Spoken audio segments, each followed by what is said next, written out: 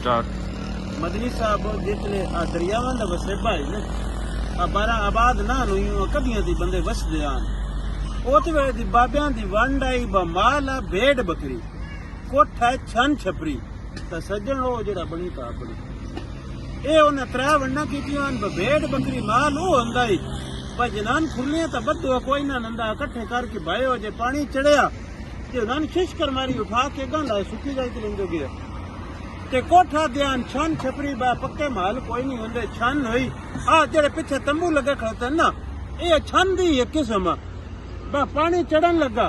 ते अपनी लकड़ियां छंड फूक के गड्ढा ते लादियां ते अगे जाके मोड़ ला लिया ता सज्जन आ ध्यान बनी ता अपनी आ पानी बगात वड़ लेंदा ही मोड़ विचों निकलना पौंदा ही उस वेले मोड़ लगदियां लींदियां अज मैं तुसी गल्लां पर सुनिंदे फलाने दा बंद टुटा ता उस मोड़ आ सद मारिया लड़ मारिया बरड़िया है ओ सद मारिया जेड़ा भज वग्या या के राह वंजे आई ओ आ ध्यान लगदा हुंदा बा औखे वेले जेड़ा कैड़ ले लवे तां ओ जेड़ी वडकियां दी गल्लां हुण इस जमाने साबत होई खड़ोतियां बा इन्हां छन्ना वेखो औखे वेले च ए गल सांभे तां जेड़ियां तंजीमां अपनी करदियां जिवें अल मुस्तफा इंटरनेशनल दी खैमा बस्ती आ इन्हां दा भी बा चोखा भला औखे वेले इस मुल्क सांभ लिया चला तुसी वसते रहो जी।